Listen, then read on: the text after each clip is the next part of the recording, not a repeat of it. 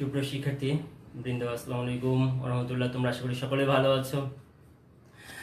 আজকে যুক্তিবিদ্যার ক্লাসে আবারও তোমাদেরকে সকলকে স্বাগত জানাচ্ছি। আমি মোহাম্মদ জামশেদুর রহমান। তোমরা সকলে ভালো আছো না?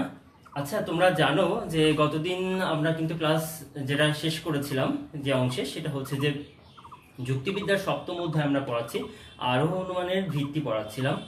আরোহণ অনুমানের ভিত্তির যে কার্যকরণ নিয়মটি পড়ছিলাম, সেই কার্যকরণ নিয়মের বাকি অংশটা আজকে আমরা শেষ করব। তো আশা করি তোমরা সকলে আমার সাথে জয়েন করে ফেলেছো। শুরু করে দাও, তোমরা তোমাদের ফ্রেন্ডদেরকে সকলকে ডেকে নাও যে ক্লাস শুরু হয়ে গিয়েছে। আর হচ্ছে তোমরা নিজেরাও খাতা কলম নিয়ে বসে পড়ো। ক্লাস শুরু করে দিই আমরা সময় বেশি নষ্ট না করি। তো তোমরা আশা করি আগের দিনের পড়াশোনাটা তোমরা পড়েছো। তোমরা জানো যে আসলে সময় অপচয় করার মতো সময় আমাদের হাতে নেই। তো দিনের পড়াটা একটু দিনে না করলে কিন্তু আমরা এগিয়ে উঠতে পারবো না, কারণ টপিকগুলো একটু হচ্ছে টাফ। টপিকগুলো একটু যদি তোমরা রেগুলার পড়াশোনা করো, তাহলে তোমরা দেখবে যে আগের টপিকটা বুঝে থাকলে পরের টপিকটা বোঝা সহজ হয়ে যাচ্ছে। এভাবে তোমাদের সব বিষয়গুলো খুব বেশি স্পেসিফিক হয়ে যাবে তোমাদের জন্য এবং খুব ক্লিয়ার হয়ে যাবে। ঠিক আছে, তো আমরা পড়াশোনা শুরু করে দিই স্টুডেন্টস। এবং দেখো, আজকে আমরা যে কার্যকারণ নিয়ে আমরা গতদিন যে কথা বলেছি, সেই কার্যকারণের নিয়ে আমরা যে কথাগুলো বলেছি, তারপরে আজকে আমরা আসবো বহু কারণবাদ নিয়ে। আমরা গতদিন কারণের কথা বলেছি, শর্তের কথা বলেছি। আচ্ছা, তোমরা একটু ফার্স্টে আমাকে বলে দাও গতদিনের পড়া কেমন মনে আছে, আমি একটু তোমাদের কাছে দেখতে চাই। আচ্ছা বলো তো, যে এই যে কারণ আর শর্তের কথা বলেছিলাম, তাই না? আচ্ছা, আমি যদি বলি যে কারণের একটি বৈশিষ্ট্য কথা বলি, শর্তের একটি বৈশিষ্ট্য কথা বলি, যে সদর্থক নঅর্থক উভয়, সদর্থক ও নঅর্থক উভয়। তো এই বৈশিষ্ট্যটি আসলে কার জন্য প্রযোজ্য বলো তো? কারণের জন্য প্রযোজ্য না শর্তের জন্য প্রযোজ্য? আমাকে একটু আনসার করে দাও যে কারণ কি সদর্থক ও নঅর্থক উভয় হতে পারে? অর্থাৎ কারণের মধ্যে কি সদর্থক নঅর্থক উভয় আছে, নাকি শর্তের মধ্যে সদর্থক নঅর্থক উভয় আছে?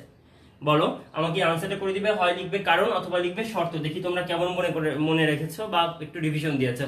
আমি একটু ট্রাই করতে যাচ্ছি তোমাদেরকে। হ্যাঁ, তোমরা কেমন মনে রেখেছো? কারণ ও শর্তের যে সম্পর্কের কথা আমরা বলেছিলাম, তাই না? আর একটি বলেছিলাম, দেখো, যে আমরা বলেছিলাম যে শর্ত, আবশ্যিক শর্ত আর পর্যাপ্ত শর্তের কথা বলেছিলাম, তাই না? তো বলো তো, পর্যাপ্ত শর্ত এটিকে কারণ হিসেবে উল্লেখ করেছেন, পর্যাপ্ত শর্তকে কারণ হিসেবে উল্লেখ করেছেন কে? এই নামটি লিখে দাও, যে পর্যাপ্ত শর্তকে কোনো কাজের কারণ বলেছেন কোন যুক্তিবিদ। এই দুইটি আনসার তোমরা আমাকে ফার্স্টে করে দিবে, তাহলে আমি বুঝতে পারবো যে আমার স্টুডেন্টরা ক্লাস ভালো করে করছে এবং হচ্ছে মনে রাখতে পারছে। একটু দ্রুত আনসারটা করে দাও, এবং সব নতুন কেউ থাকলে কে কোথা থেকে এসছো সেটা আমাকে জানিয়ে দাও। ওকে, থ্যাংক ইউ। আচ্ছা, তন্নি দত্ত আনসার দেখি প্রথম থেকে কে কে আজকে আছো। প্রধান, ওয়ালাইকুম আসসালাম। ইয়াসমিন রুমি, ওয়ালাইকুম আসসালাম সকলকে। আমি আপনাকে রিকোয়েস্ট, আচ্ছা প্রধান, আমি সরি, আমি দেখি নাই তোমার রিকোয়েস্ট, আমি ইনশাআল্লাহ অ্যাকসেপ্ট করবো আজকে।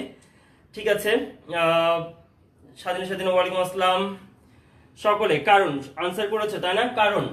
কারণের বৈশিষ্ট্য, ভেরি গুড। আমার স্টুডেন্টরা যে মনোযোগের সাথে আনসার করেছে, পড়েছে এবং ক্লাস করেছে, এটা তার ফলাফল আর কি। তোমরা আনসারটা সঠিক লিখেছো। পিনাক দেবনাথ কারণ লিখেছে, সকলেই কারণটা লিখেছে, ওটা সবাই বুঝতে পেরেছে। তন্নি দত্ত সকলেই। আবার পরের কোশ্চেন আনসার পিনাক দেবনাথ করে ফেলেছে, জেএস মিল বলেছে, ভেরি গুড, থ্যাংক ইউ। মানে I am very much delighted. Okay, তোমরা যে সঠিক আনসারটা করতে পেরেছো। কারণ হিসেবে পর্যাপ্ত শর্তের কথা বলেছেন আসলে জন স্টুয়ার্ট মিল। লাবণী মন্ডল সঠিক আনসার করেছে। লাবণী মন্ডল, আগে কি আমার ক্লাস করেছো তুমি? আজকে কি ফার্স্ট ক্লাস কিনা? ওকে, সকলকে আমি স্বাগত জানাচ্ছি আজকের নতুন ক্লাসে। ওকে, তাহলে আমরা আগের ক্লাসটা যদি মনে রাখি, আজকে আমরা বেশ কয়েকটি নতুন টপিক নিয়ে কথা বলবো। আজকে আমরা যে টপিকগুলো কার্যকারণ নিয়ে কথা বলবো, কার্যকারণের অংশের মধ্যে, সেটি হচ্ছে বহু কারণবাদ নিয়ে কথা বলবো, বহু কারণবাদ সমন্বয় নিয়ে কথা বলবো, সমন্বয় এবং কার্য সংমিশ্রণ নিয়ে কথা বলবো, কার্য সংমিশ্রণ। দেখো, এই বিষয়গুলি কিন্তু সবগুলি কার্যকারণ যে নিয়ম, অর্থাৎ যে আকারগত ভিত্তি হিসেবে আমরা কার্যকারণ নিয়ম পেয়েছি, তার মধ্যকারই অংশ। আমরা গত দিন যেটা করেছি, কার্যকারণ সম্পর্ক সম্বন্ধে জেনেছি, কারণ সম্বন্ধে জেনেছি, কারণ কাকে বলে, কারণগুলি কি দ্বারা গঠিত, শর্ত দ্বারা গঠিত, শর্তের বৈশিষ্ট্য দেখেছি, আবশ্যিক শর্ত, পর্যাপ্ত শর্ত দেখেছি, এরপর এই সবগুলো নিয়ে আমরা কারণ ও শর্তের মধ্যকার সম্পর্ক নিয়ে আলোচনা করেছি। আজকে আমরা এর আগে যে কার্যকারণবাদ দিয়ে কথা বলছিলাম, সেখানে আমরা বলছিলাম প্রত্যেকটি কাজের একটি মাত্র কারণ থাকে, অর্থাৎ একটি মাত্র কারণ থেকে একটি মাত্র কাজই উৎপন্ন হয়। কিন্তু আজকে আমরা দেখো যে টপিকটি কথা বলছি সেটা হচ্ছে বহু কারণবাদ। এখানে কিন্তু বহু কারণের কথা বলা হচ্ছে। আবার এখানে বলা হচ্ছে বহু কারণবাদ সমন্বয়, অর্থাৎ কারণবাদ সমন্বয়ের কথা বলা হচ্ছে। আবার এখানে কাজের সংমিশ্রণের কথা বলা হচ্ছে। আমরা এতক্ষণ কারণের সমন্বয়ের কথা বলছি, আবার আমরা বলছি কাজের সমন্বয়, দ্যাট মিনস কার্য সংমিশ্রণ। তাহলে এই কয়টি বিষয় আমরা যদি ক্লিয়ার হতে পারি, তাহলে আমাদের কার্যকারণ তত্ত্বটি ক্লিয়ার হয়ে যাবে, অর্থাৎ আমাদের আকারগত ভিত্তিটা শেষ হয়ে যাবে। একটি পার্ট তোমরা এখান থেকে একটি সেট কোশ্চেন পাবে ইনশাআল্লাহ। তাহলে দেখো, ফার্স্ট আমরা বহু কারণবাদ নিয়ে কথা বলবো। আচ্ছা, তোমরা কি কখনো এমন দেখেছো মানে একটা বিষয় যে নানা কারণে হতে পারে, নানা কারণে একটি বিষয় ঘটতে পারে, তাই না? আমরা জানি, যেমন মনে করো যে সাপোজ আমরা যদি মৃত্যুর কথা বলি, তোমরা দেখো এই মৃত্যুটি কতভাবে ঘটছে মানুষের, না? মানুষ অ্যাক্সিডেন্ট করে মারা যাচ্ছে, মানুষ রোগে মারা যাচ্ছে, মানুষ বয়স হয়ে মারা যাচ্ছে, রোগের মধ্যে আবার অনেক রকম রোগে মারা যাচ্ছে। আমরা দেখতে পাচ্ছি যে একই ঘটনা মৃত্যু নানান কারণে ঘটছে, ফলাফলটা যদিও এক, তার কারণগুলি ভিন্ন ভিন্ন। তাহলে আমরা বলতে পারি যে মৃত্যুর বহু কারণ রয়েছে, নানাভাবে মৃত্যু আসতে পারে। এটা হলো রোগ, এটা হলো দুর্ঘটনা, আবার কিংবা হতে পারে সেটা মনে করো যে অন্য একটা কিছু বিষপান, কিংবা মনে করো যে কোনো food poisoning, whatever it is, অনেক কিছু হতে পারে মৃত্যুর কারণ। তাহলে বহু কারণবাদ আসলে এই সমস্যাটার দিকে সৃষ্টি হয়েছে। আমি এই পরের টপিক দুইটি মুছে দিচ্ছি। দেখো, এই যে কার্যকারণবাদে যে একটি কারণের কথা বলা হচ্ছে, তাহলে এখানেও তো আবার বহু কারণের কথা আসছে। তাহলে আসলে সমস্যাটা কোথায়? তো এক্ষেত্রে জন স্টুয়ার্ট মিল যে কথাটি বলছেন সেটি হচ্ছে যে তিনি বলছেন একই কাজ যে সবসময় একই কারণ দ্বারা সংঘটিত হবে এমনটি নয়। মিল বলছেন একই কাজ যে সবসময় একই কারণ দ্বারা সংঘটিত হবে এমনটি নয়। এক্ষেত্রে তুমি বলবে যে স্যার তাহলে আগে কথাটা উল্টো হয়ে গেল। এক্ষেত্রে বেনের কথাটি যদি তোমরা শোনো, মিল বলেছে, এখন বেনের কথাটা যদি তোমরা শোনো, যুক্তিবিদ বেন যে কথাটি বলছেন সেটা খুবই সুন্দর তোমাদের জন্য বোঝার সুবিধার জন্য। দেখো, তিনি বলছেন যে কার্যকারণ সম্পর্কের যে মূল কথা সেটি হচ্ছে একই কারণ দ্বারা, তার মতে তার যে কথা সেটি হচ্ছে পয়েন্ট আউট করেছেন তিনি, একই কারণ দ্বারা একই কাজ, একই কাজ। এই কথাটি গুরুত্বপূর্ণ। কার্যকারণ সম্পর্কে থেকে আমরা মেনে নিচ্ছি, ঠিক আছে, যে একই কারণ দ্বারা, দ্যাট মিনস একটি সৃষ্ট পরিবেশে বা একটি পরিবেশে সব পরিস্থিতি একই রকম থাকলে একই কারণ দ্বারা একই কাজ উৎপন্ন হবে, ঠিক আছে। কিন্তু এর বিপরীতটি নয়। বিপরীত করলে আমরা কি পাবো? যে একই কাজ সবসময় একই কারণ দ্বারা উৎপন্ন হয়, অর্থাৎ এর বিপরীতটি নয়। অর্থাৎ দেখো যে একই কারণ দ্বারা একই কাজ উৎপন্ন হয়, সবসময় একই কারণ দ্বারা একই কাজ উৎপন্ন হয়, কিন্তু সবসময় একই কাজ যে সবসময় একই কারণ দ্বারা উৎপন্ন হবে, একই কারণ দ্বারা নয়। তোমরা এই দুটো লাইন লিখো খাতায়, তাহলে তোমরা বুঝতে পারবে। দেখো, বলতে যাচ্ছি যে যেমন একই কারণ দ্বারা একই কাজ হয়, যেমন আমি গতদিন আগুনের কথা বলেছিলাম যে কি, যে তুমি দিয়াশালাইয়ের একটি কাঠি জ্বালাইলা, তোমার হচ্ছে যে অক্সিজেনের অ্যাভেলেবিলিটি আছে, অক্সিজেন আছে, তারপরে তুমি মনে করো যে তোমার তেল রয়েছে, তেলের উপরে সলতে রয়েছে, ল্যাম্প ধরাবে, তুমি বাতি ধরাবে, তুমি ধরালে সেটা তোমার ওই পরিবেশে ওই কাজটি যদি তুমি করো, দিয়াশালে আগুন তুমি যদি ধরায় দাও একটি মনে করো খড়ের গাদায় কিংবা বিচালির গাদায় কিংবা মনে করো একটা কাপড়ে, শুকনো কাপড়ে, তাহলে সে আগুন ধরে যাবে। ওই কাজটি দ্বারা ওই কারণ দ্বারা সবসময় একই কাজ ঘটবে, আগুন ধরবে, একই কাজ ঘটবে। কিন্তু এই আগুন ধরার কাজটি যে সবসময় ওই একই কারণ দ্বারাই ঘটবে তা তো নয়, তাই না? যে আমি আবার বলছি তোমাদেরকে, প্লিজ বি নোটেড। দেখো, যে আমি বলছি যে এখানে মনে করো যে দিয়াশালাইয়ের কাঠি লিখলাম, দিয়াশালাই, তারপরে মনে করো যে একটি ল্যাম্প লিখলাম, ল্যাম্প, বাতি লিখলাম, কি দেওয়া আছে? তেল আছে, তেল কি মনে করো যে সাপোজ কেরোসিন আছে, কেরোসিন আছে, আর তুমি মনে করো যে দিয়াশালাইটা ধরিয়েছো, ধরিয়ে কি হচ্ছে, এটা এই পরিবেশে কি হচ্ছে, অবশ্যই এখান থেকে কি আসবে? আগুন আসবে, এখানে অক্সিজেনও আছে, দিয়ে আগুন আসবে। কি আসবে? ফলাফল অবশ্যই এই একই কারণ দ্বারা সবসময় একই কাজ, আগুন ঘটবে। বাট এই আগুন কাজটি যে সবসময়, আগুনকে যদি আমি এদিকে রাখি, যে আগুন কাজটি যে সবসময় শুধু এই কারণ দ্বারাই ঘটবে তা তো নয়। এখানে তোমার হতে পারে যে সূর্যের তাপ এত বেশি প্রখর তাপ, এত বেশি প্রখর তাপ যে মনে করো যে ওই যে তোমরা দেখো না যে প্রেরি অঞ্চলগুলোতে কি হয়, আগুন ধরে যায়, অস্ট্রেলিয়াতে বা ইয়েতে বিভিন্ন জায়গাতে কিভাবে বনের পর বন আগুন ধরে যাচ্ছে, সেখানে হয়তো প্রাকৃতিক গ্যাসে সূর্যের তাপে থেকে আস্তে আস্তে কি হয়েছে, আগুন ধরে গিয়েছে কোন একটি কাজে, সেখানে থেকে আগুন ধরতেই আছে। তাহলে একটি আগুন ফলাফলটি নানা কারণে হতে পারে, বাট একই কারণ দ্বারা সবসময় একই কাজ। কথাটি একটু ঠান্ডা মাথায় বুঝলে খুব সহজ, আর না বুঝলে খুব পেঁচানো। ঠিক আছে, তো তোমরা আশা করি বুঝতে পেরেছ। বেন বলতে যাচ্ছেন যে কার্যকারণ সম্পর্কে মূল কথা হচ্ছে একই কারণ দ্বারা একই কাজ ঘটবে, এটা আমরা মেনে নিচ্ছি। কিন্তু বহু কারণবাদের কথাটি তখন আমরা কেন বলছি, কারণ হচ্ছে যে একটি কাজ ওই শুধু ওই একটি কারণ দ্বারাই যে হবে তা না, অনেক কারণ দ্বারাই ওই একই কাজটি ঘটতে পারে। তাহলে অবশ্যই একটি কাজের পিছনে বিকল্প কারণ, তিনি বলছেন বিকল্প কারণের কথা। এখানে তার মানে কি, একটি কাজের পিছনে কি আছে, বিকল্প কারণ আছে। বিকল্প কারণ মানেই হচ্ছে একাধিক কারণ। বিকল্প মানে কি, একাধিক কারণ রয়েছে। তুমি মনে করো সাপোজ তুমি পোশাক কিনতে চাও, তুমি একটি দোকান থেকে কিনতে পারো, যেখানে একটি দোকান থেকে কিনতে পারো, তোমার খুব পছন্দের দোকান, সেটা হঠাৎ করে রাগারাগি হলো তার সাথে, বা তুমি দেখলা যে দাম বেশি নিচ্ছে, তুমি কি করলে পাশে অন্য একটি দোকানে চলে গেলা। দ্যাট মিনস অন্য একটি বিকল্প তোমার রয়েছে, তার মানে বহু দোকান বা অপশন তোমার রয়েছে। তার মানে কি, ঠিক তেমনি জেএস মিল, জেএস মিল এটি তোমরা মনে রাখবে। জেএস মিল বহু কারণবাদ ধারণার প্রবর্তন করেছেন। হ্যাঁ, মানে মিল আসলে যুক্তিবিদ্যা এত অনেক গুরুত্বপূর্ণ অবদান রেখেছেন। অ্যারিস্টটল বলছেন যে একই কারণ দ্বারা একই কাজ ঘটবে, কারণ উপস্থিত থাকলে সেই কাজটি ঘটবেই, বাট ওই কাজটি শুধু একটি কারণ দ্বারাই ঘটবে তা না, অন্যান্য অনেক কারণ দ্বারা ঘটতে পারে। তাই আমরা বহু কারণবাদ তত্ত্বের আশ্রয় নিচ্ছি। এটি হচ্ছে বহু কারণবাদ, যে একটি কাজ ভিন্ন ভিন্ন কারণ দ্বারা ঘটতে পারে। ওকে ওকে, দেখি আর কে কে আছো। ইসরা চেকলাদার, হাই, হ্যালো। রাশিদুল ইসলাম, ওয়ালাইকুম আসসালাম। সকলে যারা আছো সকলকে সকলকে জন্য শান্তি কামনা করছি, তাই না? সকলের জন্য শান্তি কামনা করছি, তোমরা সকলে শান্তিতে থাকো। ওকে, ঠিক আছে। এরপরে আমরা বহু কারণবাদটা কি সেটা তো বুঝলাম, যে একটি কাজের ভিন্ন ভিন্ন অনেক কারণ থাকতে পারে, সেটি হচ্ছে বহু কারণবাদ, তাই না?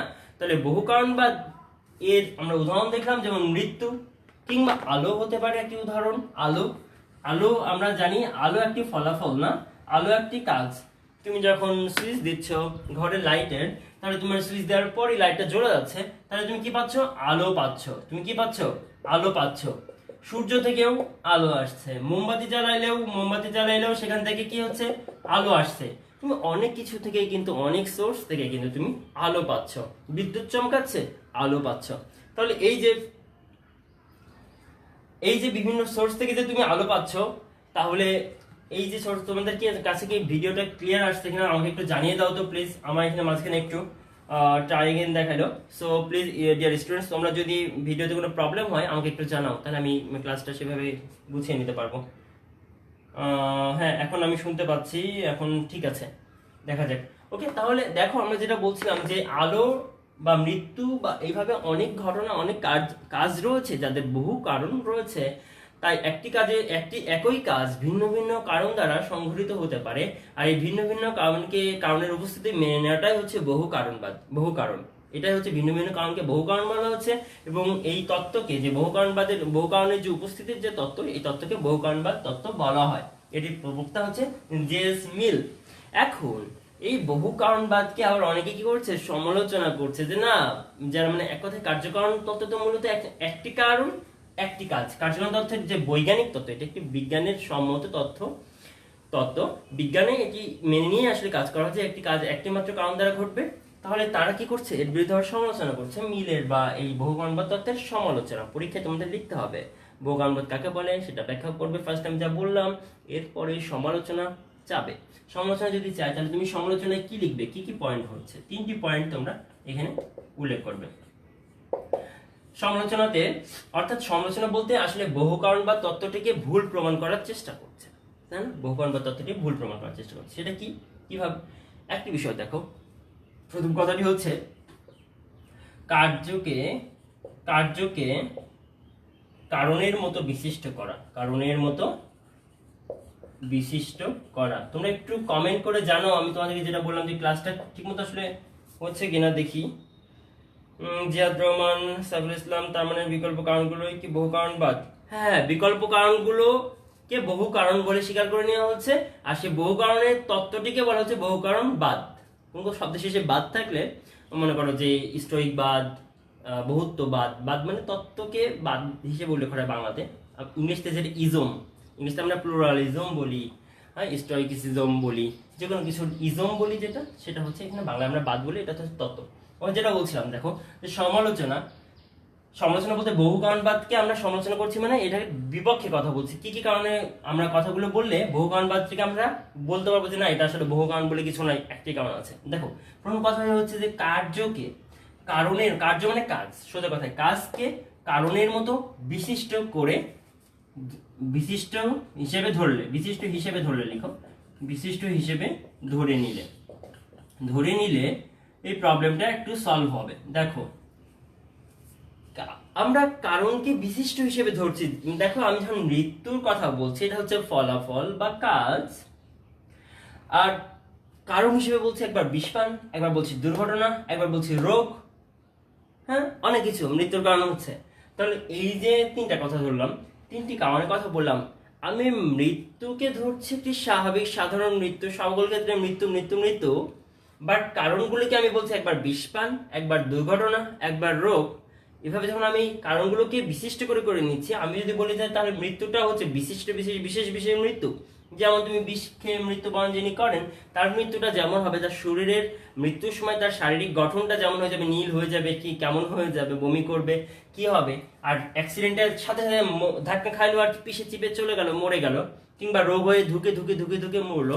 তো এই যে মৃত্যু, তাহলে রোগে মৃত্যু, দুর্ঘটনায় মৃত্যু, বিষপানে মৃত্যু, তিনটি মৃত্যুকে যদি আমি স্পেসিফিক ভাবে, অর্থাৎ কার্যকে যদি আমি কারণকে যেমন বিশিষ্ট করেছি বিষপান, তেমনি কার্যকেও যদি আমি বলি বিশেষ ধরি যে বিষপানে মৃত্যু, দুর্ঘটনায় মৃত্যু, কিংবা রোগে মৃত্যু, তিনটি যদি বিশেষ ধারণাকে আমি প্রয়োগ করি এখানে, তাহলে দেখো আমাদের এই প্রবলেমটা হচ্ছে না। অর্থাৎ একটি কারণের জন্য একটি কাজই হচ্ছে। তখন আমি যদি বলি যে না, বিষপান করেছে, বিষপান মৃত্যু, বিষের মৃত্যু, কিংবা যদি বলি রোগে মৃত্যু, রোগের কারণে রোগের মৃত্যু, তাহলে এইভাবে আমি বলতে চাচ্ছি যে দ্যাট মিনস বিষপানের মৃত্যুটার টেস্টটা একরকম ফিলিংস, একরকম সিমটম, রোগের মৃত্যু আর একরকম সিমটম। তাহলে সিমটম যেহেতু এক রকম, তাহলে ফলাফলটাও তার ভিন্ন কিছুটা হলে পার্থক্য রয়েছে। এভাবে আমরা যদি কারণকে যেভাবে আমরা বিশেষ সিঙ্গেল করে ধরছি, মৃত্যু বা ফলাফলকেও যদি আমি এইভাবে এক একটি কারণের অনুযায়ী বিশেষ করে ধরি, তাহলে আমরা বলতেই পারি যে একটি কারণ দ্বারাই একটি কাজ উৎপন্ন হয়, বহু কারণ নয়। বিষের মৃত্যুটি বিষপান দ্বারাই ঘটছে, রোগের মৃত্যুটি রোগ দ্বারাই ঘটছে। এইভাবে তারা বলতে চাচ্ছে যে কারণকে যেভাবে আমরা বিশিষ্ট হিসেবে ধরে নিই, তেমনি কার্যকেও যদি আমি কারণের মতো বিশিষ্ট করে ধরে নিই, তাহলে বহু কারণবাদের দরকার পড়ে না ব্যাখ্যা করার জন্য কোনো ঘটনা। ঠিক আছে, ওকে, দেখি এই পর্যন্ত। আমি তোমাদেরকে দেখি কমেন্টে কে কি জানিয়েছ। এই পর্যন্ত প্রথম পয়েন্টটি তোমরা বুঝতে পেরেছো আশা করি, যে স্টুডেন্টস। ওকে, তাহলে এখন দেখো, আমি এটা মুছে দিচ্ছি। আমি এই পর্যন্ত আসলে প্রথম পয়েন্টটা তোমরা বুঝতে পেরেছো। পরের যে পয়েন্টটি তারা বলছে, ঠিক এই কথাটির উল্টো কথাটি বলছে। দ্বিতীয় পয়েন্টটি বলছে যে আচ্ছা ঠিক আছে, আমি মনে করো কারণকে যেমন বিশেষ করে ধরেছিলাম, কার্যকে তাহলে বিশেষ করে তুমি ধরতে চাচ্ছ না। সাপোজ না, আমি মৃত্যুকে কমন ধরবো, তাহলে ওনারা বলছেন এখন যে আচ্ছা ঠিক আছে, তুমি যদি মৃত্যুকে সাধারণভাবে মৃত্যু হিসেবে ধরে নিতে চাও, সাধারণ করতে চাও, তাহলে কারণগুলোকেও তুমি সাধারণ করে ফেলো। মৃত্যুকে তুমি বলছো বিষপানে মৃত্যু, দুর্ঘটনায় মৃত্যু, রোগে মৃত্যু, সবগুলো একই মৃত্যু, সার্বিকীকরণ করছে যে সকলের মৃত্যু হয়েছে। তাহলে কারণগুলোকেও তুমি সার্বিকীকরণ করার চেষ্টা করো, অর্থাৎ কার্যের মতো। এবার হচ্ছে কারণের মতো আগে করেছি, কার্যকে বিশিষ্ট, এখন আমি কি করবো, কার্যের মতো কারণকে সার্বিকীকরণ করবো। কারণকে কি করবো, ওখানে মৃত্যুর মতো সকলকে আমি মৃত্যু বলছো, কারণগুলোকে আমি কি করবো, কারণকে সার্বিকীকরণ করা। কার্যের মতো, কাজ যেমন সকল ক্ষেত্রে একই কাজ, মৃত্যু সার্বিকীকরণ করা হচ্ছে, সাধারণীকরণ করা হচ্ছে, কারণগুলোকেও আমি সাধারণ করতে পারি চাইলে। যেমন মনে করো যে রোগেই মরুক, আর দুর্ঘটনায় মরুক আর বিষপানে মরুক, মৃত্যুর আগে সবার কি হবে? এটা যদি মনে করো হার্ট হয়, সাপোজ আমি হার্ট ভালো লাগাইতে পারি না, হার্ট যদি এটা হয়, হার্টের ক্রিয়াটা কি হয়ে গেল? বন্ধ হয়ে গেল। হার্টের ক্রিয়াটা কি হবে? সবারই মনে করো আগুনে পড়ে মরছে, whatever it is the cause, মনে করো যে কজটা যাই হোক না কেন, তো মনে করো যে সেই কজটি কি করছে, আসলে মানুষটি ঠিক মৃত্যু যেটাকে আমরা অবস্থা বলছি, সে মৃত্যুর পূর্বে তার হার্টের ক্রিয়াটি কি হচ্ছে? বন্ধ হয়ে যাচ্ছে। হার্টের ক্রিয়া যতক্ষণ ডাক্তাররা কি করে, এসে রোগী মরেছে কি মরেছে না হাতের পালস দেখে, অথবা হার্টে কান দিয়ে দেখে এবং কান দিয়ে শোনার চেষ্টা করে। তাহলে এই যে হার্টের এই হৃৎপিণ্ডের ক্রিয়া বন্ধ হয়ে যেটা আসলে মৃত্যুর আগের কারণ, একদম অব্যবহিত পূর্ববর্তী ঘটনা। তাই তারা বলতে যাচ্ছে, যারা হচ্ছে কার্যকরণ মতবাদের সমর্থক, তারা বহুকারণবাদের বিরুদ্ধে যে বলছে যে আমরা কাজকে যেমন সকলে বলছে মৃত্যু সাধারণীকরণ করছি, কারণগুলোকেও যদি আমি সাধারণীকরণ করে ফেলি, একটি কমন জায়গায় যদি আমরা নিয়ে আসি, যে রোগ দুর্ঘটনা বিষপান সকল কিছুর ফলে কি হচ্ছে? হৃৎপিণ্ডের ক্রিয়া বন্ধ হচ্ছে, হৃৎপিণ্ডের ক্রিয়া বন্ধ হচ্ছে মৃত্যুর কারণ। তাহলে কারণটাও কি হলো? সাধারণীকরণ করা হলো, কারণটাও সার্বিকীকরণ করলাম, আবার কার্যকেও সার্বিকীকরণ করলাম। দুইটা যদি আমরা একই সিস্টেম ফলো করি, তাহলে আমাদের আর বহু কারণের দরকার হয় না, একটি মাত্র কারণ একটি মাত্র কার্যকে ঘটাচ্ছে। তাহলে বহুকারণবাদের বিপরীতে দুইটি মতবাদ তোমরা বুঝতে পেরেছো আশা করি। দেখি কে কি বলছো। ঠিক আছে স্যার, ঠিক আছে প্রধান, থ্যাংক ইউ। ঠিক আছে আজকে নতুন, ওয়েলকাম। ওকে, তাহলে আমরা এই দুইটি পয়েন্ট মনে হয় বুঝতে পেরেছি স্টুডেন্টস, আশা করি তোমরা বুঝতে পেরেছো। এবার লাস্ট যে কথা, সেটি হচ্ছে আসলে আমার কাছে খুব বেশি ভালো লাগে না, তারপরেও পড়ার ক্ষেত্রে তোমাদের পড়তে হবে বা ওনাদের যুক্তির কথাটা মেনে নিতে হবে। এই দুটি পয়েন্ট খুবই স্ট্রং ছিল পয়েন্ট দুইটি। এখন সেটি হচ্ছে যে লাস্ট 3 নম্বর যে পয়েন্ট, সেটি হচ্ছে যে কারণের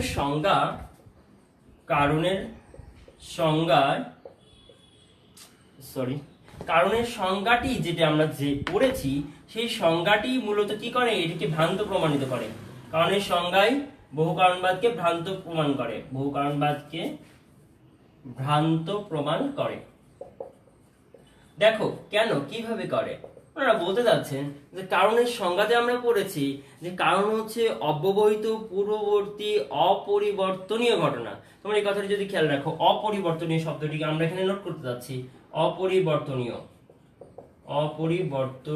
ওকে, অপরিবর্তনীয় শব্দটি, কারণটি কেমন হবে? অপরিবর্তনীয়।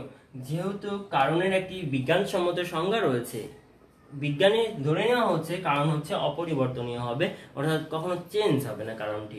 তাহলে ওরা বলতে যাচ্ছে যে কারণ যদি চেঞ্জ না হয়, তাহলে ফলাফলে বহুকারণবাদ মেনে নিতে হলে তোমার তো কারণ চেঞ্জ হয়ে যাচ্ছে, একটি কাজের বিভিন্ন সময় বিভিন্ন কারণ হচ্ছে, তাহলে কেন আমি মেনে নিব যে হচ্ছে যে বহুকারণবাদ রয়েছে? কারণের সংজ্ঞাতেই তো বলছে যে কারণ হতে হবে অপরিবর্তনীয়, কারণ হতে হবে অব্যবহিত পূর্ববর্তী এবং শর্তহীন। তাহলে এই কথাগুলি যদি আমি মেনে নিই, তাহলে তো বহুকারণবাদ মেনে নেওয়া যাচ্ছে না। বিজ্ঞানী যেহেতু মেনে নিচ্ছে যে কারণ হচ্ছে যে কারণের সংজ্ঞাতে যেহেতু মেনে নিচ্ছে কারণ হচ্ছে অপরিবর্তনীয় হবে, কোনো পরিবর্তন হবে না, তাই যে ভিন্ন ভিন্ন কারণের কথা প্রশ্নই ওঠে না। হয়তোবা তাহলে প্রবলেমটা কোথায়? প্রবলেমটা হয়তোবা তারা বলতে চাচ্ছে আমাদের অজ্ঞতা। আমরা হয়তোবা জানছি না কেন আগুনটা আসলে ফাইনালি ধরছে। আগুনের হয়তো স্পেসিফিক তার আগের একটি কারণ আছে যেটা এখন আমরা আবিষ্কার করতে পারিনি। আমাদের কাছে স্বাভাবিক দৃষ্টিতে মনে হচ্ছে যে এটি ভিন্নভাবে ঘটছে আগুন, ওইটা ভিন্নভাবে আগুন ঘটছে, কিন্তু আসলে সবগুলো কারণ একটি হতে পারে, সেটা আমাদের জানার অজ্ঞতার কারণে আমরা জানছি না। ওনারা বলতে চাচ্ছে কারণ হচ্ছে অপরিবর্তনীয় হবে, তাই বহুকারণবাদকে আমরা মেনে নিতে পারি না। ফার্স্টের দুইটি কজ তোমরা দেখেছো, লাস্টের কজটিও দেখলে। ফার্স্টের দুটি কজ আমি আবার রিপিট করছি। এক হচ্ছে কাজকে কারণের মতো বিশিষ্ট করা, অর্থাৎ কারণ যেমন একবার বলছি বিষপান, একবার দুর্ঘটনা, কাজকেও বলবো দুর্ঘটনায় মৃত্যু, বিষপানে মৃত্যু, তাহলে কাজটি হবে বিশেষ কাজ। এ হলে একটি কাজের জন্য একটি কারণ। আর একটি হচ্ছে যে কাজকে যেমন আমি একটি কাজ হিসেবে উল্লেখ করে সাধারণীকরণ করছি, মৃত্যু সবসময় একই, শুধু মৃত্যু, তাহলে আমার কারণগুলোকেও একটা জায়গায় নিয়ে যেতে হবে, কমন জায়গায়, সেটি হচ্ছে না হৃৎপিণ্ডের ক্রিয়া বন্ধ হওয়া সাপোজ। তাহলে একই কারণের জন্য একই কাজ সৃষ্টি হবে। এভাবে আমরা দেখি কোনো বহু কারণে আসলে একটি কারণে একটি কাজের সৃষ্টি হয়, তাই বহু কারণবাদ হচ্ছে মিথ্যা। এটা প্রমাণ সমালোচনাটা জাস্ট বলছি তোমাদেরকে। এখন আমরা বহু কারণবাদ টপিকটি আশা করি বুঝতে পেরেছি। বহু কারণবাদ কাকে বলে, কি এর প্রবর্তক হচ্ছে জে এস মিল, এরপরে হচ্ছে এর বিরুদ্ধে সমালোচনা করেছেন আবার যুক্তিবিদেরা, সমালোচনাটা আমরা বুঝলাম। এরপরে আসছে বহুকারণবাদ সমন্বয়। ওকে, এ পর্যন্ত কি অবস্থা দেখি তোমাদের, এই কি অবস্থা দেখি। ওকে, জুবায়ের শেখ কিচ্ছু বুঝি নাই। জুবায়ের শেখ কেন বুঝো নাই তুমি? কি বুঝো নাই? কিচ্ছু বুঝো নাই বলতে কি বুঝো নাই তুমি? তুমি কি আমার যুক্তিবিদ্যার স্টুডেন্ট কিনা? এবং তুমি কি এর আগে আমার ক্লাস করেছো কিনা? তুমি কি বুঝো না আমাকে স্পেসিফিক ভাবে বলো প্লিজ, যে এই টপিকটা, এই কথাটি বুঝো নাই, তাহলে আমি তোমাকে হেল্প করতে চেষ্টা করতে পারি। ওকে ওকে, দেখো তাহলে কার্যকারণ, আমি ধরে নিচ্ছি তুমি আমার স্টুডেন্ট, আর যদি সিনিয়র কেউ হয়ে থাকেন তাহলে অবশ্যই আমার নামটা পরিচয়টি দিবেন প্লিজ। তাহলে দেখেন, দেখো স্টুডেন্টসরা, কার্যকারণ মতবাদে আমরা বহু কারণবাদ পড়েছি, এখন আমরা পড়বো বহু কারণবাদ সমন্বয়। বহু কারণবাদ সমন্বয়। ওকে, কারো কোনো প্রবলেম যদি থাকে তাহলে স্পেসিফিক টপিক বলতে হবে, যে এই শব্দটি বা এই কথাটি বা এই পয়েন্টে বুঝতে পারে নাই। ওকে, দেখো বহু কারণবাদ পড়েছি, বহু কারণবাদ সমন্বয় কথাটা একটা নতুন শব্দ আছে, সমন্বয়। সমন্বয়, আমি একটা ছবি আঁকাই, কয়েকটা একটা পিকচার আঁকাই, এক্স ওয়াই জেড, এটা বইও আছে, তোমরা এটা খুব সহজ বোঝার জন্য পি, আমি সবসময় এক্স ওয়াই জেড এর জন্য পি হচ্ছে, সাপোজ একটি ঘটনা হচ্ছে P, product, P for product, মনে করো কোনো একটি ফলাফল হচ্ছে প্রোডাক্ট, বা ইফেক্ট, কোনো একটি ইফেক্ট হচ্ছে। ফলাফলটা, কাজটা এক্স এর কারণেও হতে পারে, ওয়াই এর কারণেও হতে পারে, জেড এর কারণেও হতে পারে, যে কোনো একটা, এক্স অথবা ওয়াই অথবা জেড, যে কোনো একটা দ্বারা হতে পারে। এটা হচ্ছে বহু কারণবাদ। এটা কি? বহু কারণবাদ। ওকে, আর মনে করো যে আমি বললাম এই এক্স ওয়াই আর জেড মিলিতভাবে মনে করো প্রোডাক্ট তৈরি করছে,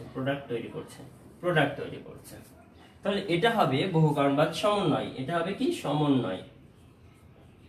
বুঝতে পেরেছো? দুটি উদাহরণ আগে বুঝে নাও, তারপর আমি সংজ্ঞাতে যাব। ওকে, দেখি কি ওকে, দেখো তাহলে আমরা দুটি বিষয় দেখলাম। এর আগে আমরা যে বহু কারণবাদের কথাটি বললাম স্টুডেন্টরা, দেখো সেই বহু কারণবাদে বলা হচ্ছিল এটা যদি হয় একটি কাজ বা প্রোডাক্ট বা ফলাফল বা ইফেক্ট, তার জন্য বহু কারণ থাকতে পারে। এক্স এর কারণে প্রোডাক্টটা হতে পারে, ওয়াই এর কারণে হতে পারে, জেড এর কারণে হতে পারে, সিঙ্গেলি মানে এককভাবে হতে পারে। কিন্তু বহু কারণবাদ সমন্বয়ে বলা হচ্ছে যখন একাধিক কারণ একত্রিত হয়ে কোনো একটা মিশ্র কার্য উৎপন্ন করে। এটা একটি মিশ্র কার্য, এটা একটি কি? মিশ্র কার্য, সবগুলি কারণ একত্রিত হয়ে একটি সমন্বিত মিশ্র কার্য উৎপন্ন হচ্ছে, মিশ্রিত কার্য উৎপন্ন হচ্ছে, সেটাকে আমি বলছি বহু কারণবাদ সমন্বয়। অনেকগুলো কারণ কি করা হচ্ছে? সমন্বয় করা হচ্ছে। দেখো অনেকগুলো কারণ এক্স ওয়াই জেড তিনটি মিলিতভাবে একটি প্রোডাক্ট তৈরি করছে, তখন আমি এটাকে বলছি বহু কারণবাদ সমন্বয়। কিন্তু এর সাথে পার্থক্য তোমরা আশা করি বুঝতে পেরেছো। এটি হচ্ছে একটি কারণ এককভাবেই কাজটি করছে, অন্য হেল্প ছাড়া। আর এখানে কি হচ্ছে? তিনটি কারণ একত্রিত হয়ে একটি মিশ্র প্রোডাক্ট তৈরি করছে, মিশ্র ফলাফল তৈরি করছে, এটাকে বলছে মিশ্র কার্য। আর আমরা বহু কারণগুলোকে সমন্বয়ের ফলে আমি একটি মিশ্র কার্য পাচ্ছি। তাহলে যখন একাধিক কারণ একত্রিত হয়ে কোনো একটি মিশ্র কার্য সম্পন্ন করে, তখন তাকে বহু কারণবাদ সমন্বয় বলা হয়। তাহলে তোমরা বহু কারণবাদ আর বহু কারণবাদ সমন্বয়ের মধ্যে পার্থক্যটা, খুব সূক্ষ্ম পার্থক্য, আশা করি বুঝতে পেরেছো। দেখি কে কি বলছো। ওকে, ঠিক আছে, আসলে বুঝতে পারছি তোমরা বুঝতে পেরেছো আশা করি। কমেন্ট আগে পরে হয়ে যাচ্ছে আজকে, নেটের কারণে হয়তো প্রবলেম হচ্ছে। দেখো তাহলে আমি ক্লাসটা কন্টিনিউ করছি। আমরা বহু কারণবাদ সমন্বয়ের সংজ্ঞায় দেখলাম যে যখন একাধিক কারণ বা ভিন্ন ভিন্ন কারণ সমন্বিতভাবে কোনো একটি মিশ্র কার্য উৎপন্ন করে, তখন তাকে বলা হয় বহু কারণবাদ সমন্বয়। আর এই বহু কারণবাদ সমন্বয়ের যে সংজ্ঞাটা এবং এই উদাহরণটা পড়াই তোমাদের জন্য যথেষ্ট হবে। কারণ বহু কারণবাদ সমন্বয়ের ফলেই আমরা কি পাচ্ছি? মিশ্র কার্য। আমরা যে একটি টপিক বলেছিলাম, মুছে দিচ্ছি এই ছবিটা, আমরা যে একটি টপিক বলেছিলাম সেটা হচ্ছে কার্য সংমিশ্রণের কথা বলেছিলাম। সংমিশ্রণ। এই বহু কারণবাদ সমন্বয় থেকেই মূলত হচ্ছে কার্য সংমিশ্রণের ধারণাটি আসছে। কারণ অনেকগুলি কারণ যখন সমন্বিতভাবে কোনো একটি কাজ তৈরি করছে, সেটাকে আমি বলছি মিশ্র কার্য বা সংমিশ্রিত কার্য। এটাকে আমরা বলছি কার্য সংমিশ্রণ। অর্থাৎ বহু কারণকে সমন্বয় করলে কার্য সংমিশ্রণ হয়। ওকে, তাহলে কার্য সংমিশ্রণের সংজ্ঞাটা খুব সহজ, যখন বহু কারণ একত্রিত হয়ে কোনো একটি মিশ্রিত কার্য উৎপন্ন করে, সেই মিশ্রিত কার্য গঠন করার প্রক্রিয়াটাকে বলা হয় কার্য সংমিশ্রণ। বহু কারণ একত্রিত হয়ে যখন একটি মিশ্রিত কার্য উৎপন্ন করে, সেই মিশ্রিত কার্য উৎপন্ন হওয়ার যে প্রক্রিয়া সেটাই হচ্ছে কার্য সংমিশ্রণ। ওকে, আর এই কার্য সংমিশ্রণ হচ্ছে দুই প্রকার। কয় প্রকার? এই কার্য সংমিশ্রণ হচ্ছে দুই প্রকার। দেখো, একটি হচ্ছে সমজাতীয় কার্য সংমিশ্রণ, সমজাতীয় কার্য সংমিশ্রণ, আর হচ্ছে একটি ভিন্ন জাতীয় কার্য সংমিশ্রণ। কি? ভিন্ন জাতীয় কার্য সংমিশ্রণ। ওকে, সংক্ষেপে সংমিশ্রণ, ভিন্ন জাতীয় কার্য সংমিশ্রণ। তাহলে আমি এই ছবিটা মুছে দিচ্ছি। আশা করি এই পর্যন্ত তোমরা এই ছবিটা বুঝতে পেরেছো। পরীক্ষায় কিভাবে আসতে পারে দেখো, পরীক্ষায় কিন্তু উদ্দীপকের এই ধরনের আমি যে এক্স ওয়াই জেড দিয়ে দুইটি যে ছবি আঁকাইলাম চিত্রকল্প, তোমাদের পরীক্ষা সরাসরি উদ্দীপকে চিত্রকল্প দিয়ে দিতে পারে। এমন দুইটি চিত্রকল্প দিয়ে সেম টু সেম দিয়ে বললো যে পরীক্ষায় যে এইভাবে এক্স ওয়াই জেড মনে করে ক খ গ দিল, ক খ গ দিয়ে এইভাবে তীর চিহ্ন দিয়ে মনে করো যে সাপোজ একটা দিল, কিন্তু একটা মনে করো যে একটা কিছু একটা ছবি আঁকালো, আমার একটা ছবি আঁকালো বা কোনো একটা নাম দিল পি বা খ বা এক্স দিয়ে বললো এটা একটা ছবি, আর ওই যে প্লাস দিয়ে আর একটা ফলে একটা হচ্ছে আমার একটা ছবি দিল, দিয়ে বললো এটি যুক্তিবিদ্যার কোন ধারণাকে প্রতিফলিত করে বা যুক্তিবিদ্যার কোন ধারণার সাথে এটি সঙ্গতিপূর্ণ ব্যাখ্যা করো। তখন তুমি বলবে এটি হচ্ছে আসলে কি। তুমি বুঝতেই পারছো বহু কারণবাদে কথা বলা হচ্ছে, এবং পরের চিত্রতেই বহু কারণবাদ সমন্বয়ের কথা বলা হচ্ছে, যেখান থেকে আমরা কার্য সংমিশ্রণের ধারণা পাই, তাই না? তাহলে আমরা বহু কারণবাদ এবং বহু কারণবাদের সমন্বয় করে কার্য সংমিশ্রণের ধারণা এখান থেকে তোমরা তারপরে ব্যাখ্যা করবে। এখন আমরা কার্য সংমিশ্রণটা ব্যাখ্যা করবো ডিয়ার স্টুডেন্টস। দেখো, আমরা কার্য সংমিশ্রণের ক্ষেত্রে আমরা কি পাচ্ছি, যে একটা হচ্ছে সমজাতীয় কার্য সংমিশ্রণ, আর একটা হচ্ছে ভিন্ন জাতীয় কার্য সংমিশ্রণ। ওকে, তাহলে সমজাতীয় কার্য সংমিশ্রণে আমরা কি পাচ্ছি আর ভিন্ন জাতীয় কার্য সংমিশ্রণে কি পাচ্ছি? দেখো, সাপোজ মনে করো এখানে একটি লাইট জ্বলছে, এটা একটা লাইট, এটা একটা লাইট, এটা একটা লাইট, সাপোজ মনে করো যে এটা একটা লাইট, তাই না? সবগুলো মনে করো 60 ওয়াটের লাইট জ্বলছে, 60 ওয়াটের লাইট জ্বলছে। হ্যাঁ, তিনটা 60 ওয়াটের লাইট জ্বলছে, তিনটা 60 ওয়াটের যে লাইট জ্বলছে একটি রুমেই জ্বলছে, অনেক আলো দরকার। সাপোজ তুমি তিনটা লাইট জ্বালিয়েছ, তাহলে মোট সমন্বিত ফলে তুমি 180 ওয়াটের আলো পাবে সেই ঘরে, না? সেই ঘরে যখন তুমি ঢুকবে চোখ ধাঁধায় যাচ্ছে, আমি তোমার একটা ফ্রেন্ড ঢুকেছে, আমি ঢুকেছি তোমার রুমে, আরে এত লাইট কেন, কি হয়েছে তোমাদের, এত এত আলো কেন, বলে ফেললাম নাকি? তো আমি তো বুঝতে পারছি না আসলে কিসের জন্য এত। তুমি বলে স্যার তিনটা লাইট জ্বালিয়েছি, তাহলে এখন আমি কি বলতে পারবো যে এইখানে যে এত আলো এটা ওই লাইটের আলো, ওটা এই লাইটের আলো, ওটা ওই লাইটের আলো বলতে পারবো না। কিন্তু তিনটা মিশ্রিত হয়ে এমন ভাবে মিশ্রিত হয়ে গেছে কাজটি, তিনটি কাজ, দুইটা সুইচ অফ করে দিলে একটা লাইট জ্বলবে, আবার তিনটা জ্বললে তিনটা জ্বলবে। তা তিনটি লাইটের আলোটি এমন ভাবে মিশ্রিত হয়ে গিয়েছে জটিল ভাবে যে তুমি ডিফারেন্সিয়েট করতে পারবে না কোনটি কোন লাইটের আলো। তো এইভাবে যে একটি কার্যের সংমিশ্রণ হলো, অর্থাৎ একই রকম কারণ দ্বারা কারণগুলি যদি এমন হয় যে ভিন্ন ভিন্ন কারণগুলি মিশ্রিত হয়ে একটি মিশ্রিত কার্য উৎপন্ন করে, এবং এই মিশ্রিত কার্যটি ধরনটি এমন যা প্রত্যেকটি সিঙ্গেল একক কারণের কার্যের সমজাতীয়, অর্থাৎ প্রতিটি কারণ দ্বারা যে কার্যগুলি হতো তার সমজাতীয় যদি হয় তাহলে সেটা হচ্ছে সমজাতীয় কার্য সংমিশ্রণ, আর যদি ভিন্ন জাতীয় হয় তাহলে সেটা ভিন্ন জাতীয় কার্য সংমিশ্রণ। যেমন মনে করো সাপোজ রক্ত তৈরি, রক্ত মনে করো রক্তটা তুমি তৈরি হচ্ছে, তো রক্তটা যে তৈরি হচ্ছে মনে করো যে তুমি রক্ত তৈরি করতে কি শুধু ক্যালসিয়ামের বড়ি খাইলে কি রক্ত তৈরি হবে? আমি যদি কোন সব খাওয়া বন্ধ করে দিলাম, তো শুধু ক্যালসিয়াম আর আয়রন খাই, আমার কি রক্ত তৈরি হবে? হবে না, তাই না? তাহলে রক্ত তৈরির জন্য কিন্তু অনেকগুলি ব্যাপার আছে, অনেক কিছু। তোমার সাপোজ আমি কয়েকটা উদাহরণ বলি, পানি লাগছে, না? পানি লাগছে, প্রোটিন লাগছে, তাই না? তোমার ক্যালসিয়াম লাগছে, আয়রন লাগছে, অনেক কিছু লাগছে, তোমার আয়রন লাগছে। এইভাবে তুমি অনেকগুলো উপাদান খাদ্য খাচ্ছ, তার থেকে পুষ্টিগুলো যে তোমার ফাইনালি কি হচ্ছে, রক্ত তৈরি হচ্ছে। তাহলে এই যে অনেকগুলো উপাদান দিয়ে যে মোট মিলায় রক্ত তৈরি হলো, তাহলে এই যে রক্তটি একটি মিশ্রিত কার্য, কি বলো? তোমরা মেনে নিচ্ছ তো রক্তটা কি মিশ্রিত কার্য? এবং দেখো এই আয়রনের সাথে, ক্যালসিয়ামের সাথে, প্রোটিনের সাথে, পানির সাথে আমি সবগুলো প্লাস চিহ্ন দিয়ে দিলাম, কারণ আরো অনেক উপাদান আছে, dot dot dot dot dot dot, আমি এত কিছু জানি না। ব্যাপারটা হচ্ছে যে এত উপাদান, অনেকগুলি উপাদান মিশ্রিত হয়ে একটি মিশ্রিত কার্য উৎপন্ন করলো, কিন্তু তুমি যদি একটি বোতলে অনেকদিন একটা পানি আর প্রোটিন মিশায় রেখে দাও, কিংবা শুধু পানি রেখে দাও, শুধু প্রোটিন রেখে দাও, শুধু ক্যালসিয়াম রেখে দাও, সেখান থেকে কি রক্ত হবে? বলো তো। হ্যাঁ কি না বলো, লিখে দাও, বলো। যদি অনেক দিন আমি একটু দেখি, যদি তোমরা অনেক দিন একটা রেখে দাও তাহলে সেখান থেকে কি রক্ত হবে কিনা বলো তো। সেখান থেকে রক্ত হবে? কোনোদিন রক্ত হবে না। আমি তোমাদের কমেন্ট দেখতে পাচ্ছি না, সরি, আমার আসলে এখানে এই ফোনে প্রবলেম করছে।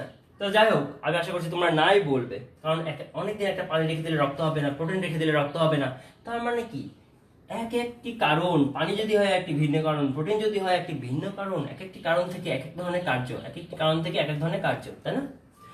কিন্তু তারা যখন একত্রিত হচ্ছে তখন একটা অটোমেটিক সিস্টেমে রক্ত তৈরি হচ্ছে, ব্লাড তৈরি হচ্ছে। তাহলে সেই ব্লাডটি হচ্ছে সমজাতীয়, মানে ভিন্ন জাতীয়। পানি দ্বারা যে একটি কার্য হওয়ার কথা, প্রোটিন দ্বারা যে একটি কার্য হওয়ার কথা, তার থেকে কি ভিন্ন জাতীয় একটি ফলাফল হচ্ছে। কিন্তু সেগুলো হচ্ছে কি মিশ্রিত ভাবে হচ্ছে। তাই মিশ্রিত হলে হচ্ছে বলে আমি বলছি এটা দুটি কার্য সংমিশ্রণ, কিন্তু রক্ত তৈরি হওয়াটাকে বলছি ভিন্ন জাতীয় কার্য সংমিশ্রণ, কারণ তার কারণের যে ফলাফল কার্য হওয়ার কথা তার থেকে ভিন্ন জাতীয়। কিন্তু এই আলো তৈরি হওয়ার ব্যাপারটাকে আমি বলছি সমজাতীয়, কারণ এই একটি কারণ হচ্ছে একটি লাইটের আলো, আরেকটি কারণ হচ্ছে আরেকটি লাইটের আলো, আরেকটি কারণ, তিনটি যে ভিন্ন ভিন্ন কারণ, তিনটি কারণে আসলে তাদের যে কার্য এবং ফাইনাল যে মিশ্রিত কার্য সেটা একই রকমের সমজাতীয়, তাই সমজাতীয় কার্য সংমিশ্রণ। আর এটি যেহেতু ভিন্ন জাতীয় ফলাফল আসছে তাই ভিন্ন জাতীয় কার্য সংমিশ্রণ। ক্লিয়ার? একটা হচ্ছে সমজাতীয় কার্য সংমিশ্রণ, অর্থাৎ ভিন্ন। আমি সংজ্ঞা বলছি আবার তোমাদেরকে, তোমরা একটু উদাহরণটা বুঝে নাও, দেখি কি অবস্থা। সাইডটা দেখা যাচ্ছে না, সাইডটা দেখা যাচ্ছে না, না একটু পর্দাটা সরিয়ে দিলে কি দেখতে পারবে কিনা? আচ্ছা, এখন এখন ক্লিয়ার আছে? এখন মনে হয় ক্লিয়ার হওয়ার কথা, পর্দা দিয়েছিলাম, আলোর রিফ্লেক্ট করছিল। আচ্ছা, দেখি আর কি তাহলে স্যার, বহু কারণ সমন্বয় কার্য সংমিশ্রণের পার্থক্য কি? সাইফুল ইসলাম, বহু কারণ সমন্বয় আর কার্য সংমিশ্রণের পার্থক্যটা হচ্ছে, বহু কারণ সমন্বয়ে কি করা হচ্ছে, কারণের কথা উল্লেখ করা হচ্ছে। বহু কারণ সমন্বয়ে কারণগুলিকে সমন্বয় করার কথা বলা হচ্ছে। এটা যদি হয় কারণগুলির সমন্বয় করা হচ্ছে, আর কার্য সংমিশ্রণে কার্যের সংমিশ্রণের কথা বলা হচ্ছে। এখন কার্য যে সংমিশ্রিত হচ্ছে এটি কোন ভিত্তিতে হচ্ছে, সেই ভিত্তিতে আমরা কার্য সংমিশ্রণকে দুটি ওয়েতে ভাগ করছি। বুঝতে পেরেছো? সাপোজ তুমি মনে করো একটি পণ্য পাচ্ছ তোমার কাছে, একটা মনে করো রেডি প্রোডাক্ট পাচ্ছ। তো রেডি প্রোডাক্টটা একটা হচ্ছে খুলনা থেকে আসছে, আর একটা মনে করো যে চিটাগাং থেকে আসছে। চিটাগাং গুলোকে আলাদা করছো আর খুলনা গুলোকে আলাদা করছো। বুঝতে পেরেছো? তাহলে কার্য সংমিশ্রণ হচ্ছে কাজের ধরনটা, আর বহু কারণের সমন্বয়ে কারণের সমন্বয়ের কথা বলা হচ্ছে। এটা হচ্ছে পার্থক্য। তাই আমরা এ পর্যন্ত বুঝতে পেরেছি কিনা স্টুডেন্টরা? একটু প্লিজ। নুসরাত জাহান আড়াই এনে কার্য সংমিশ্রণ বহু কারণবাদ পার্থক্য কিভাবে করব? রুমি, পার্থক্য কিভাবে করবে? সরাসরি তোমাদের বহু কারণবাদ এবং কার্য সংমিশ্রণের পার্থক্য চাবে না, তোমরা জাস্ট বুঝে নাও যে বহু কারণবাদটা হচ্ছে কারণের সমন্বয়, আর কার্য সংমিশ্রণটা হচ্ছে কাজের সমন্বয়, কাজের মিশ্রণ। অনেকগুলি কারণ মিশ্রিত হয়ে যখন কোনো একটি মিশ্রিত কার্য করছে তখন সেটা কার্য সংমিশ্রণ হচ্ছে, আর কারণটা যে সমন্বয় এটাকে বলা হচ্ছে বহু কারণবাদ। আসলে দুইটি টার্মিনোলজি, তোমাদেরকে বুঝতে হবে বিষয় যে এটি একটা টার্মিনোলজি, একটা টার্ম ইউজ করা হচ্ছে। কারণগুলিকে সমন্বয়ের কারণে বলা হচ্ছে বহু কারণবাদ সমন্বয়, আর কার্যকে সংমিশ্রিত হচ্ছে বলে এটা বলছে কার্য সংমিশ্রণ। দুইটি জাস্ট টার্ম, আর কিছু না। এ নিয়ে হেডেক নিয়ে আর কিছু নাই, পেন নিয়ে আর কিছু নাই। বুঝতে পেরেছো? এটা থেকে সরাসরি পার্থক্য আসবে না, পার্থক্য আসার মতো কোনো টপিক না এটা। তোমরা বহু কারণবাদ সমন্বয় বলতে কি বুঝে সেটা বলবে, কার্য সংমিশ্রণ বলতে কি বুঝে সেটা বলবে, এবং কার্য সংমিশ্রণ দুই প্রকার, সমজাতীয় কার্য সংমিশ্রণ এবং ভিন্ন জাতীয় কার্য সংমিশ্রণ, এই দুই রকম প্রকার ক্ষেত্রে তোমরা বলবে। ওকে, তাহলে তোমরা কি বুঝতে পেরেছো? আশা করি। দেখি এখন কি অবস্থা তোমাদের এই পর্যন্ত। ইয়াসমিন বুঝেছো? Thank you. Saiful Islam thanks, বুঝে গেছি। ওকে, বুঝলে আমি খুশি, না বুঝলে খুব কষ্ট লাগে। বুঝছো যে আমার স্টুডেন্টরা বুঝতে পারছে না আমার ক্লাস। সামনে হলে একটু ডিরেক্ট কথা বলে আর একটু বোঝা যায়, তোমাদের মনের কষ্টগুলো বুঝে নিতে পারি, কোথায় কোথায় প্রবলেম আছে। কিন্তু আসলে একটু দূরে আছো, কমেন্টগুলো দ্রুত দেখতে পাই না, এই জন্য একটু মনে করো যে প্রবলেম হয়ে যায়। তারপরে তোমাদের হেল্পের কারণে আমি ক্লাসগুলো মোটামুটি একটু কমফোর্টের সাথে নিতে পারছি। হ্যাঁ, যে তোমরা এত বেশি রেসপন্স করো, আমার খুব ভালো লাগে। ওকে, তাহলে আমরা এই পর্যন্ত আমরা কি কি শিখলাম আজকে? বহু কারণবাদ শিখেছি, বহু কারণবাদ সমন্বয় শিখেছি, আর বহু কারণবাদ সমন্বয়ের ফলে যে কার্যের সংমিশ্রণ ঘটছে সে কার্য সংমিশ্রণটা বুঝছি। কার্য সংমিশ্রণ দুই প্রকার সেটা বুঝেছি। ফার্স্টে বহু কারণবাদের সমালোচনা করেছি। সমালোচনাটা খুবই ইম্পর্টেন্ট। তোমাদের এই যে দুইটি টপিক পড়ালাম আজকে, মূলত দুইটি, একটা হচ্ছে যে বহু কারণবাদ, একটা হচ্ছে কার্য সংমিশ্রণ, মাঝখানে বহু কারণবাদ সমন্বয়। এখান থেকে কিন্তু প্রায় কোশ্চেন আসে, শর্ট কোশ্চেন, 2 মার্ক 4 মার্কস বা ফুল সেট কোশ্চেন আসে। তো টপিকটা সহজ, ছোট, বাট তোমাকে কি করতে হবে, স্পেসিফিক ভাবে লিখে বই দেখে একটু আমার লেকচার দেখে সংজ্ঞাগুলো ক্লিয়ার করে নোট করে তোমাকে বুঝে ক্লাসটা করে ফেলতে হবে। আজকে টাইম 43 মিনিট, আমি ক্লাসটা শেষ করব তোমাদের সাথে। দেখি তোমাদের আর কি প্রবলেম আছে একটু বলো। আমি একটু দেখে নিতে যাচ্ছি। হ্যাঁ, তোমরা সবাই ভালো আছো না? আর হচ্ছে একটা বিষয়, সেটা হচ্ছে যে এই সপ্তাহের ক্লাস তো শেষ হয়ে গেল। আগামী আর 2টা ক্লাসে আমরা এই অধ্যায়টা শেষ করে দিব। ফার্স্ট পেপারের যে অধ্যায়গুলো তোমাদের সাথে আমরা করাচ্ছি, সেই অধ্যায়গুলো তোমরা জানো। ফার্স্ট পেপারের প্রত্যেকটা অধ্যায় একটু বড় বড়। মনে করো যে এই সপ্তম অধ্যায়টা, আগের অধ্যায়টা তো খুব বড় ছিল, সেটা আল্লাহর মধ্যে শেষ করতে পেরেছি। এই অধ্যায়টা আর 2টা ক্লাসে শেষ হবে ইনশাল্লাহ। তারপরে লাস্টে আছে প্রতীকী যুক্তিবিদ্যা। এই অধ্যায়টা খুবই ইন্টারেস্টিং এবং খুব ভালো মার্কস পাওয়া যায় এখান থেকে। আশা করি অধ্যায়টা তোমাদের জন্য 4টা-5টা লেকচারে শেষ হয়ে যাবে। এরপরে সেকেন্ড পেপারটার কোর্সগুলো খুব দ্রুত শেষ হয়ে যাবে। সেকেন্ড পেপারে যে প্রত্যেকটা অধ্যায় রয়েছে, সেখানে আমরা 3টি করে ক্লাসে, 2টি ক্লাসেও শেষ হয়ে যাবে এমন আছে অধ্যায়গুলো সব। একটা অধ্যায় 2টি ক্লাসে, এভাবে 6 থেকে 8টি লেকচারে হয়তো তোমাদের সেকেন্ড পেপারের কোর্সগুলো শেষ হয়ে যাবে। তখন তোমরা দেখবে তোমাদের কাছে অনেক রিলিফ ফিল করবে, তোমাদের ভালো লাগবে যে তোমাদের টোটাল কোর্সটা, সেকেন্ড ইয়ারের কোর্সটা শেষ হয়ে গেছে। আশা করি তোমরা আমার সাথে থাকবে, ভালো থাকবে, আর তোমরা পড়াশোনা করতে থাকো, খুব ভালো করে পড়াশোনা করো। আল্লাহ ভরসা, সময়গুলোকে